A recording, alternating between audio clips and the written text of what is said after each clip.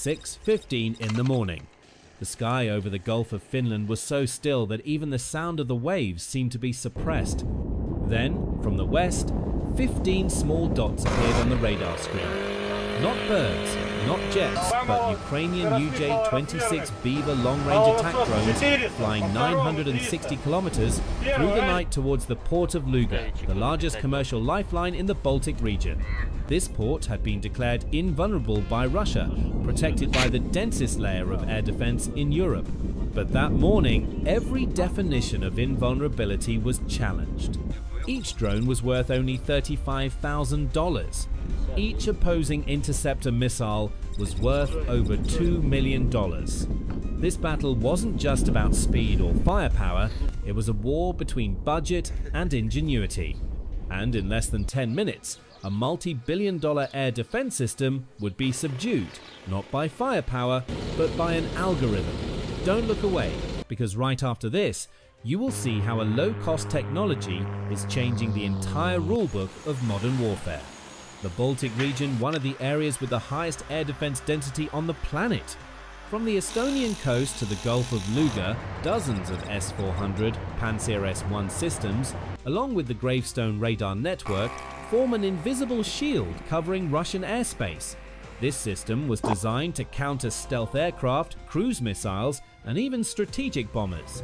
But no one expected that the real threat would come from devices weighing less than 40 kilograms. Air defense officers call this the cost asymmetric warfare. One side unleashes low-cost weapons that can be mass-produced in a few weeks. The other side is forced to respond with multi-billion-dollar systems. A single 48M6 DM missile launch costs over $2 million, while its target is only worth the price of a pickup truck. Even if a hit is scored, the result is still an economic defeat. That is the nature of 21st century warfare, where nations no longer just fight with guns, but with budgets, supply chains, and the ability to maintain production speed. The port of Luga, the target of the attack, is not just a fuel transit point. It is a symbol of the belief that expensive technology equals safety. That morning, this belief was tested when radars suddenly detected objects as small as birds, flying at an altitude of just 10 meters. Russian officers activated their entire system. They knew that if these got through, the consequence would not just be material damage, but the collapse of the absolute technological superiority mindset. In the next few minutes, a battle would erupt, not for territory, but for an idea. Can ingenuity defeat the budget?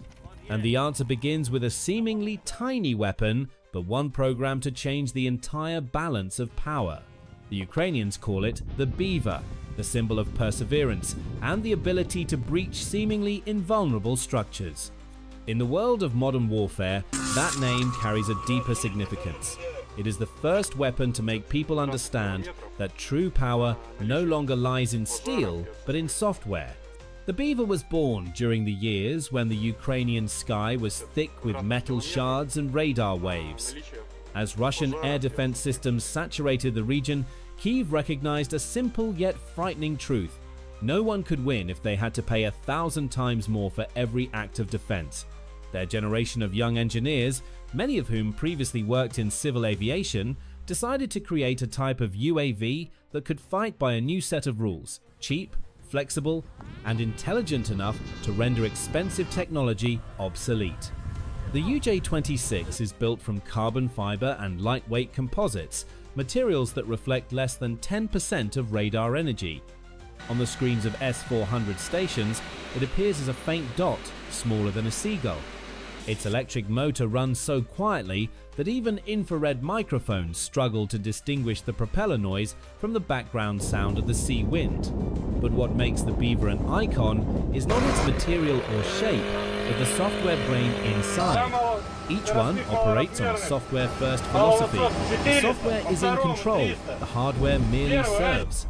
When jammed, it automatically switches to autonomous flight mode, reading the terrain with a radar altimeter and cross-referencing it with a preloaded three-dimensional map. When GPS is lost, it still knows where it is, thanks to the memory of its own journey. No signal needed, no pilot required. The Beaver flies by data, not by command. This renders jamming systems like Krasuka 4 or Kusoka E useless. Even when attacked by full-spectrum jamming, the Beaver continues to move, frequency hopping hundreds of times per second, changing communication frequencies based on a randomized algorithm. Military experts call this distributed intelligence, where each UAV is simultaneously the eyes, ears, and processor for the entire formation. When one is shot down, the software immediately analyzes the last trajectory data and sends an alert to the remaining units to adjust their flight paths. There is no commander, no direct orders, only lines of code that self-adapt, self-learn, and self-preserve. On the first night the Beaver was deployed, Russia's S-400 system fired 2 missiles worth over $4 million. On the radar screen, the tiny targets were obscured by background noise. One missile lost its lock and fell into the sea. The other detonated prematurely because the sensor misinterpreted the reflective signal. When the smoke cleared, only the inexpensive UAVs quietly flew on, skimming the Baltic surface, nearing the target once called invisible. In that moment, Russian air defense officers understood they were not just confronting machinery, but an idea. Because the Beaver is not just a UAV, it is the symbol of the economic revolution in warfare. It forces the opponent to spend millions of dollars for every defensive decision, while it itself is only worth the price of a pickup truck. With the Beaver, victory does not come from destructive power, but from the ability to financially exhaust the enemy. This is the warfare of the 21st century, where the budget becomes the weapon and the software is the bullet. Wave after wave of Beavers continue to rush forward, persistent as water flowing through stone. Each time the radar detected, each time a missile was launched, the cost exchange ratio tipped further in favor of Ukraine. Victory is no longer measured by the number of targets destroyed, but by the ratio of cost to effectiveness, a calculation in which the Beaver always holds the advantage. From afar, it was just a dot of light gliding through the Baltic mist, but for those operating the radar, it was a warning that the era of expensive weaponry is ending. Technology is no longer a race of metal and fuel, but a race of algorithms and ideas. And that night, as 15 Beavers passed through the densest defense line in Europe, people understood that a new era had begun, the era of low-cost but high-intelligence warfare. But the truth is, intelligence also has its limits, and that limit will be tested when physics, budget, and tactics collide in the storm that is about to come. 6:20 in the morning. Russian radars around the port of Luga simultaneously went into alert. A chain of small, weak yet steady signals was rapidly approaching from the southwest. Initially, they thought it was migratory birds, but after 8 minutes, when the small dots maintained their speed, all suspicion turned into a red warning. At the 312th Air Defense Battalion, Lieutenant Rybakov ordered the S-400 to switch to active engagement mode. The Gravestone radar swept at 3 GHz, searching for metal reflections. Nothing clear was found. The screen was full of noise. He ordered the launch of 2 4.8 N6DM missiles valued at $4 million. 2 streaks of silver fire tore through the sky. But below the surface, the Beavers had dropped their altitude to 10 meters. The radar signals reflected down onto the water, the missiles lost their lock and fell into the sea after just 6 seconds. Rybakov switched to the 9M96E 2 rounds, which feature a booster for ultra-fast course correction.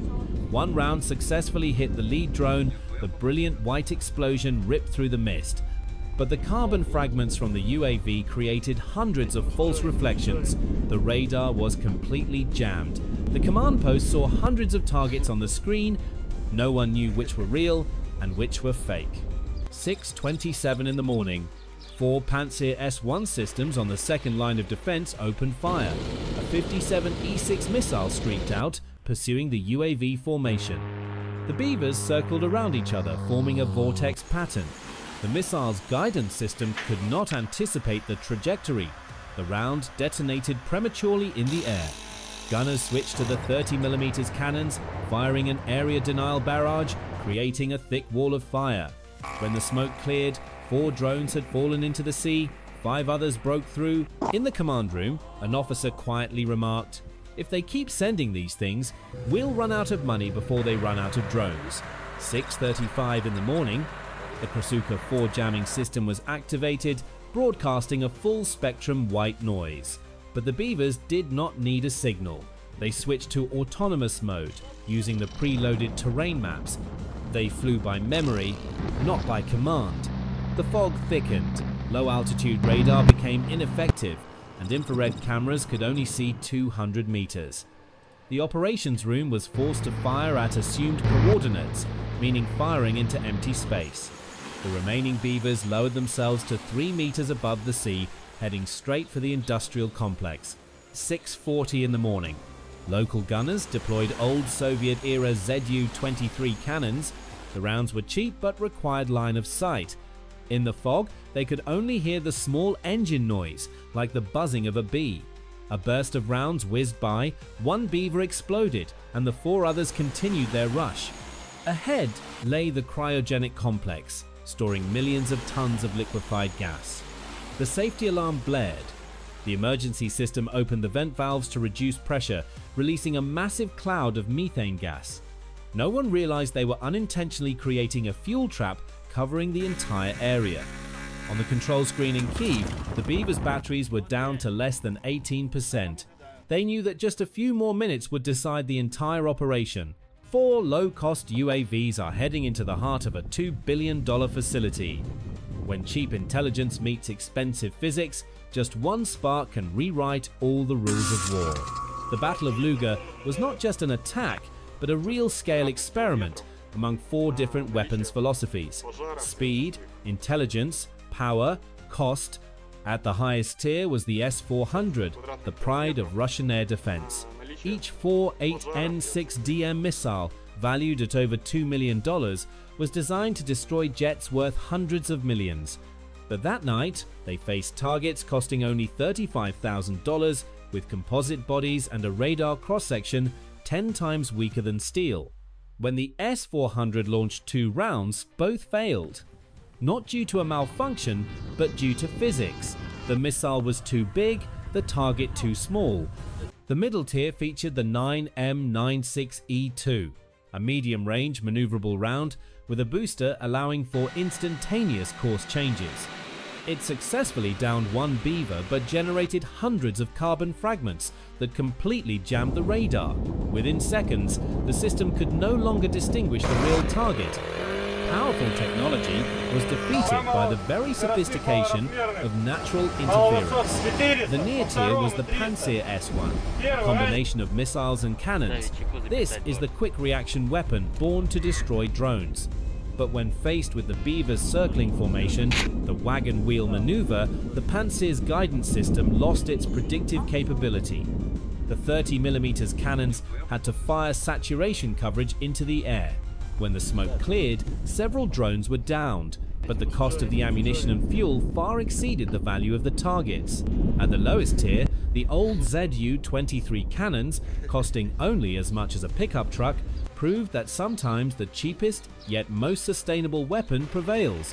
$3 rounds could be fired all night, while $1 million missiles could only be used once. And amidst all of this, the Beaver, the tiny UAV, kept flying. It wasn't stronger, but smarter. Its composite materials, radar, avoidance algorithms, autonomous capabilities, and frequency hopping made every jamming system useless. The battle at Luga became proof of a new rule. The strongest weapon does not win, but the weapon that best understands its opponent's limitations. But when victory comes from software, the biggest question emerges: who truly controls that technology? The Battle of Luga concluded, but what it left behind was more than just scrap metal and smoke columns. It ushered in a new chapter of warfare, one where software becomes the primary weapon and AI is the silent commander. The Beaver has no pilot, no soul, but it makes decisions in milliseconds. Every turn, every evasion maneuver is controlled by a self-learning algorithm, something no human soldier can emulate in time. But this very fact is what has begun to worry Western military circles. If machinery can select targets, then who is responsible when it makes a mistake? In a system like the Beaver, humans do not control, they merely authorize. When communication is lost, the software relies on pre-programmed conditions to continue its mission. The problem is, those lines of code do not know ethics, nor do they know limits. An outdated map, a GPS deviation, or a wrong decision about the target type all could turn a victory into a catastrophe. On the flip side, Russia is also starting to integrate AI into its defense. The S-500 Prometheus system is testing an automatic identification and firing mode based on target behavior models. If both systems become autonomous, the war will be a dialogue between algorithms requiring no human command. This is why NATO experts are calling it uncontrolled weaponry in silence. The risk is not only in the algorithm, but also in software security. Every UAV, every radar system has control code. A piece of code being compromised, a small vulnerability in a chip or communication module, could cause the entire system to turn against its own users. Since the Battle of Luga, European cybersecurity centers have intensified control over the origin of components, especially microcontrollers coming from China. The question is no longer how powerful is the weapon, but who truly controls its source code. Yet, despite the concerns, no one is stopping. The US, UK, France, and even Sweden, where systems like Kruger are developed, are expanding the AI Tactical Integration Program, combining artificial intelligence into radar, missile control, and autonomous reaction systems. The goal is to reduce response time from 10 seconds to just 3 seconds. In modern warfare, 3 seconds is the boundary between survival and annihilation. Warfare driven by software also triggers a new economic race. Every improved algorithm, every firmware update can transform a small nation into a military technology superpower. Cybersecurity startups are now as crucial as weapons factories. A single line of code can replace an entire steel plant. The Battle of Luga made the world understand that warfare no longer takes place in the sky, but in data streams and servers. And the boundary between weapon and software, between human and machine, is blurring day by day. From the smoke and fire of Luga, one question still hangs in the air. When artificial intelligence can decide life and death, who will decide that intelligence? The answer lies in the conclusion, where weaponry and peace intersect. 7:15 in the morning, the last column of smoke from the port of Luga was still rising, spiraling into the Baltic clouds. The entire area was immersed in silence. The once frenzied radars were now quiet, the hot cannons were cooling down, and both sides understood this was no longer a story about a single battle. The Luga attack proved one thing: 21st century military power no longer resides in firepower, but in logic and cost effectiveness. When a UAV worth $35,000 can neutralize an air defense system valued at hundreds of millions, warfare has shifted from a clash of weapons to a clash of economic models. And that did not just confuse Russian generals, it forced the entire world to rethink. In Brussels, NATO advisors simulated the Battle of Luga on strategic servers. They realized that technologies like the Beaver or Kruger are not just lab products, they are a new philosophy of deterrence. Defense no longer means building a wall, but making the adversary unable to afford to climb it. In Washington, the Pentagon announced the Defensive Sustainability Initiative, focusing on developing low-cost, long-term sustainable air defense systems.